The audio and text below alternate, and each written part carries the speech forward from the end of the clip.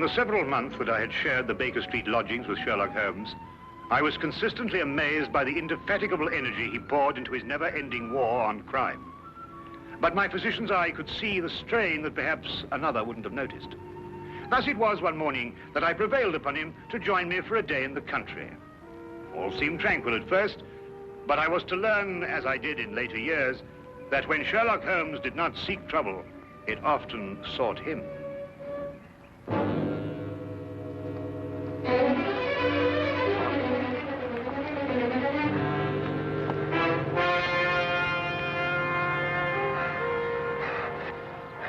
Help her. They may be coming. Steady now, we'll have you all right in a minute. What's happened to the young lady? Who are you running from? Stark. Carroll. They tried to kill me. Out now, Holmes. Perhaps we'd better get them to London, eh? My very thought. The young lady is uninjured, but she's suffering from a deep state of shock. Come along. Oh.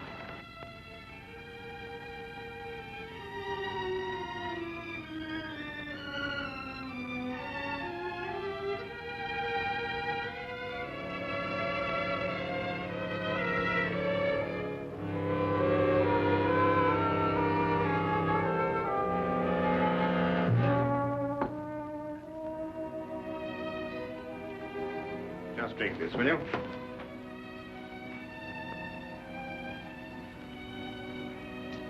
Better now? Much, thank you, sir.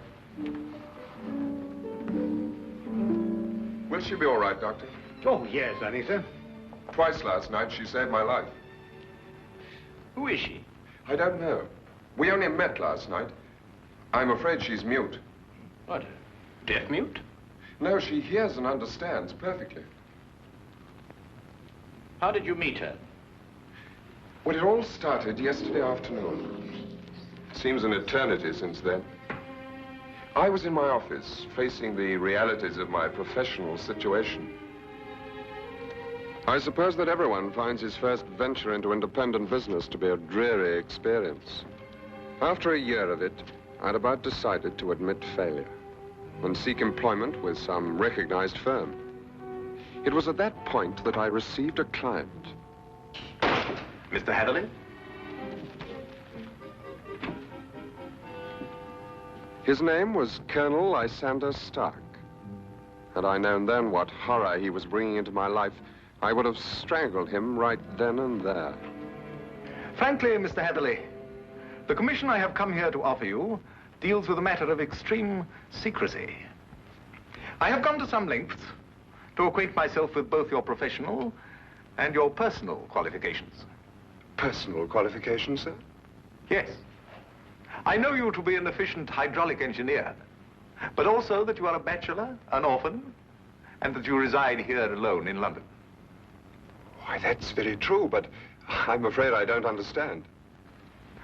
You shall when I explain the assignment. Do I have your word that our conversation will go no further than this room? Of course, sir. I shall respect your confidence. Excellent. Well, then. Does £50 for a night's work appeal to you? £50? I note by your expression that you suspect some illegality. Let me set your mind at rest on that score. Exactly what you want me to do? To repair a hydraulic press, Mr. Hatherley. A rather large hydraulic press. Well, that hardly seems unusual.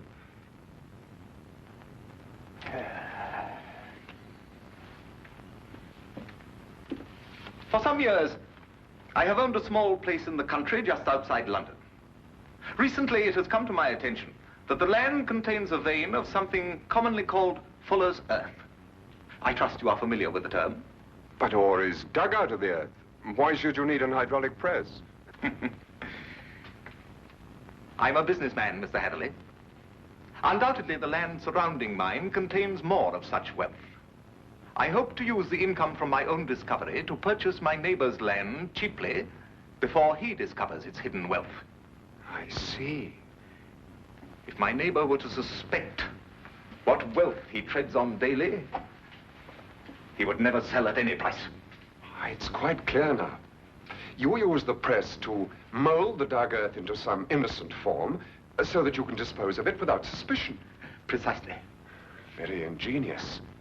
There's a fortune down there. A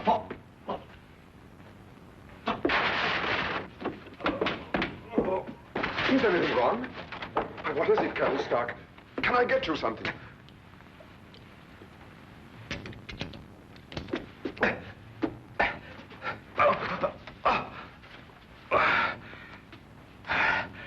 No, it's all right. My heart. I oughtn't to get too excited.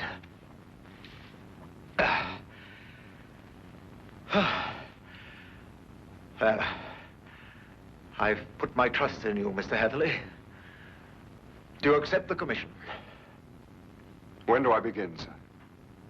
I promised to meet him that night, last night, at Ayford Station. The time he suggested was quite late, 11:30, but he insisted that it would be less conspicuous.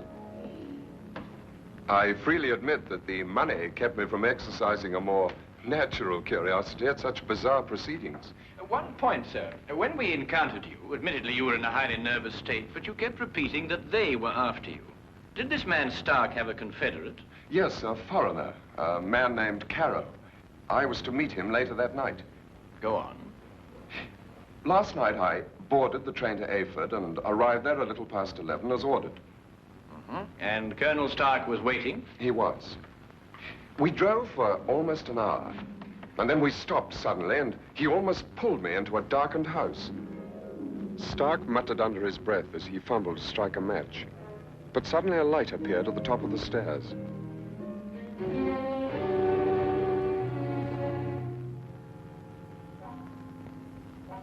It was the first time I saw this young woman, gentlemen.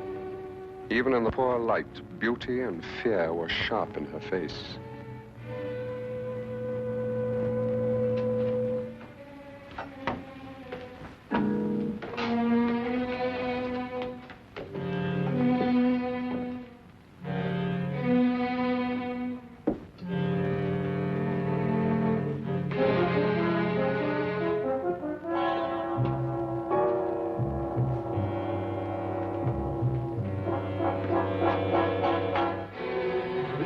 Is our housekeeper. How do you do, miss? She cannot answer you, I'm afraid. She is quite mute. I forgot to tell you that I have a colleague, Monsieur Carroll, brilliant mineralogist. I'll fetch him for you, if you'll excuse me for a moment. By all means.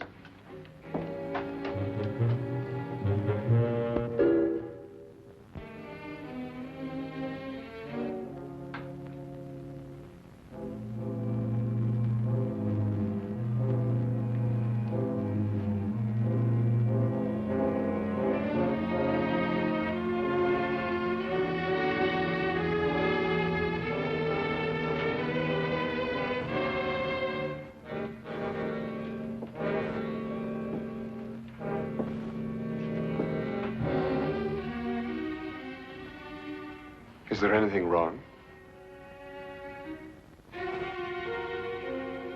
You want me to leave? Why? Are you trying to warn me against Colonel Stark?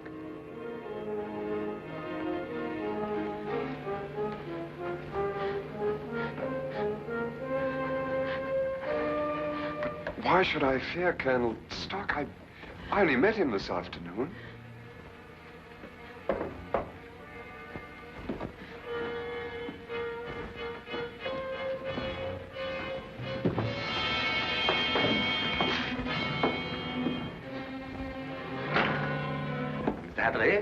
I'd like you to meet my friend and associate, Monsieur Carroll.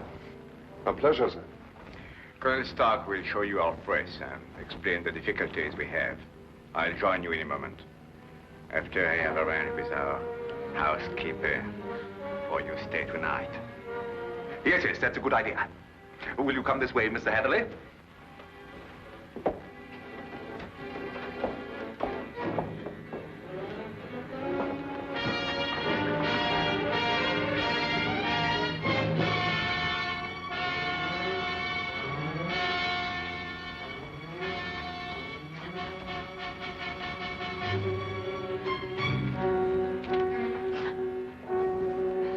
I thought you have learned better, my dear.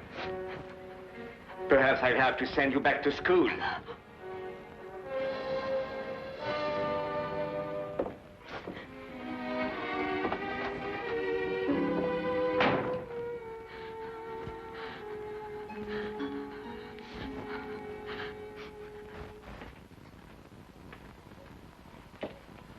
Yes, in principle, this is the standard hydraulic press. Though I must say I've seen few as large. Indeed. And so it does the work of 4 ordinary presses. I think I told you that time is my greatest foe.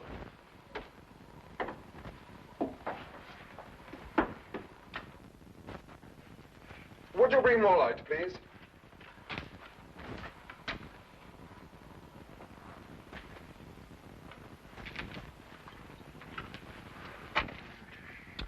Wood.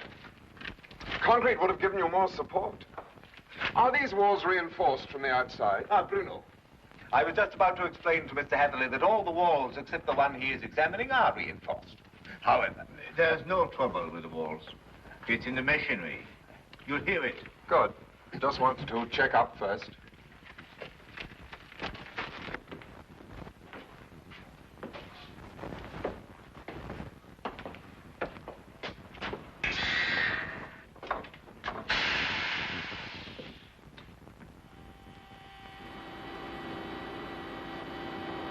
Now listen.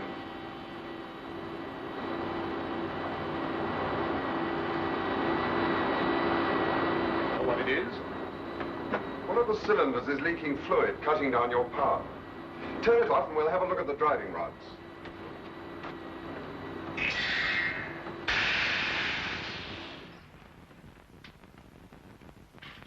I knew what I was after, and the rest proved to be no problem. Of course. You knew by then the true purpose of the press. Not quite.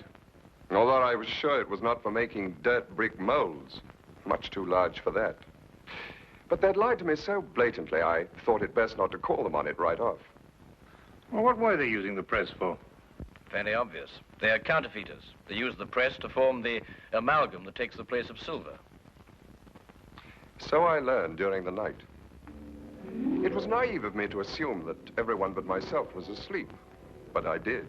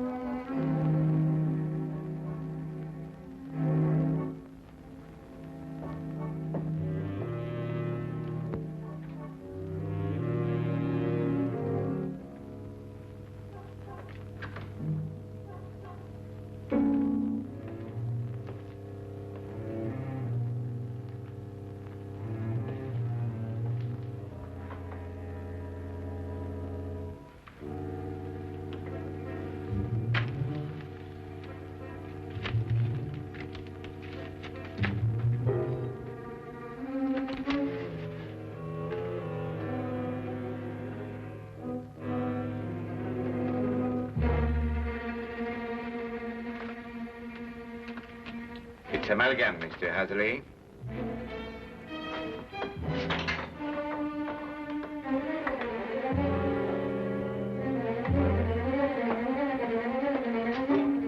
Carol, open up!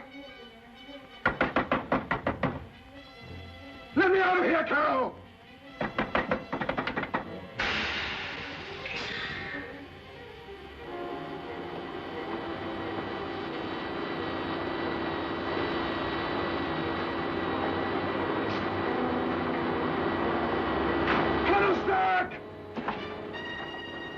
No one knew better than myself what that sound meant.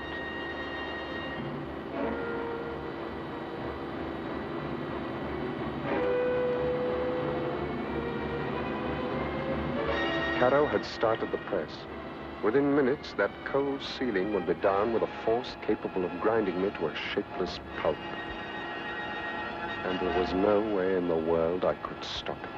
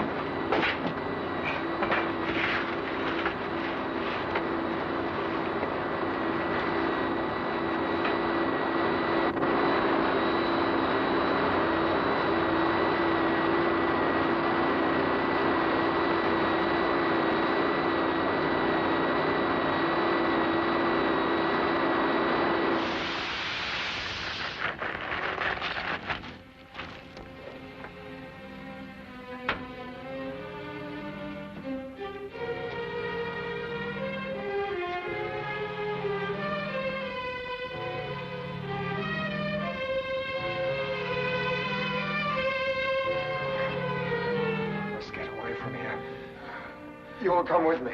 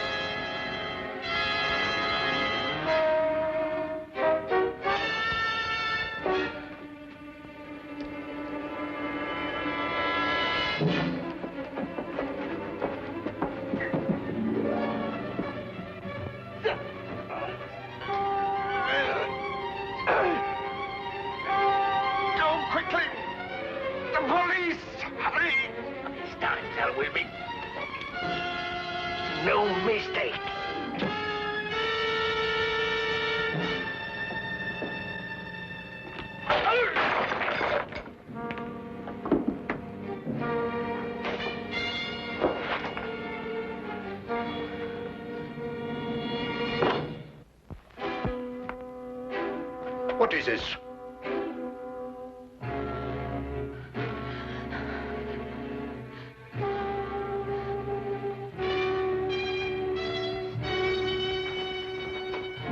What's happened here? Bruno!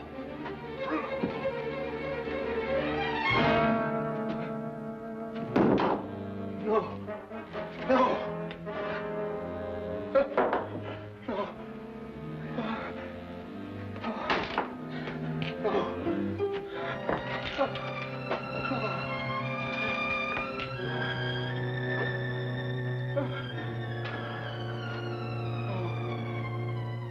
That's almost the last lucid recollection I have.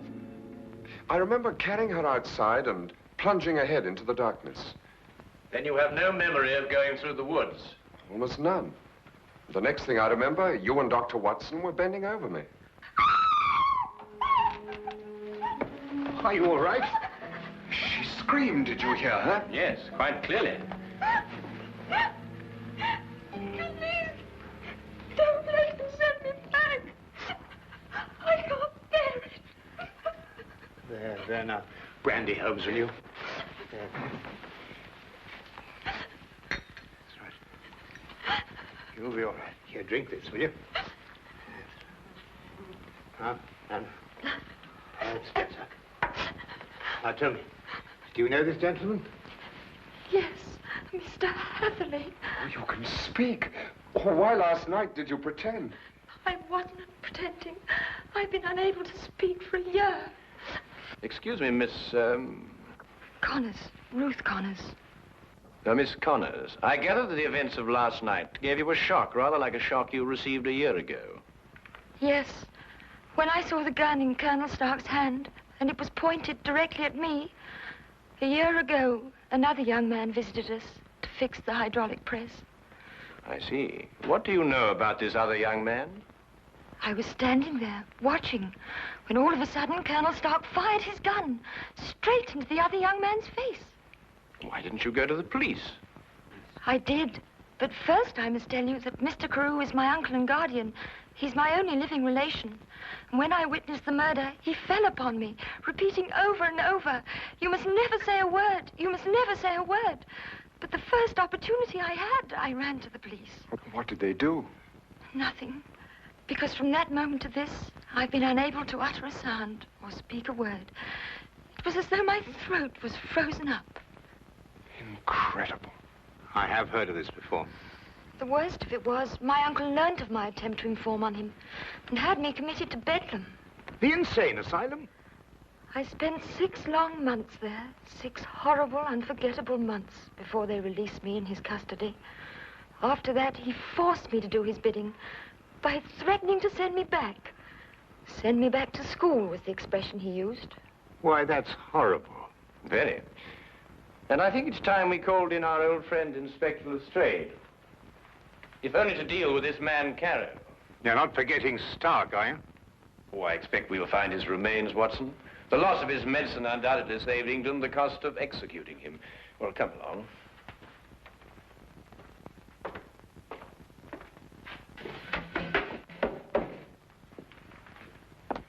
Now that young Mr. Hatherley tells us about neglecting the candle while he made his escape, I can place the blame for the fire. You sure it was Colonel Lysander Stark whose remains you found here? No doubt. Several articles of authentic identification, no doubt. Anything else? No, Inspector. Sorry. All right, thank you, Constable. Now where's Holmes got himself to? He just went down to the station. He said he'd be back in a minute. Look here, if Holmes thinks he can do... I'm sorry to keep you all waiting. Well, everything's settled, Lestrade? About as settled as it's likely to be. Stark's dead. Carrow's escaped. The only thing now is to go back to London and put out an alarm for him. Oh, dear. Well, tell me, what about the money? What money? Well, you know, the money they were making, the counterfeit. Have you found any? Well, no. Oh, I suppose Carrow took it with him. Well, a man would have to be pretty desperate indeed to even bother with real money, let alone counterfeit. What are you suggesting, Holmes? Miss Connors, the only carriage used here is the carriage that Mr. Hatherley rode in. Is that right? Why, yes, I think so. I see. And that carriage has been in the livery stable since last night. Thanks to an obliging constable, I found one of Mr. Carrow's footprints. But there was no trail of similar prints leading away from the house. Mark you, I didn't imagine that he would try and make his escape on foot. How did he get away, then? He didn't, my dear fellow. He's still in this house, hiding somewhere. What? Mr. Holmes, there's a cellar where... I examined that cellar myself. No, I mean the special cave they dug under the house to hide the money. And there must be an entrance from the house itself. Well, I wasn't permitted to know exactly where, but I'm sure it was in this room somewhere. Thank you. Well, let's try and see, shall we? I beg your pardon.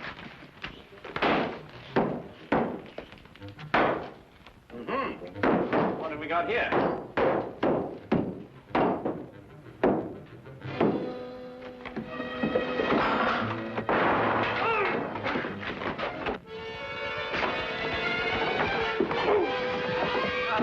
Very neat, Watson. Oh, there wasn't anything to it.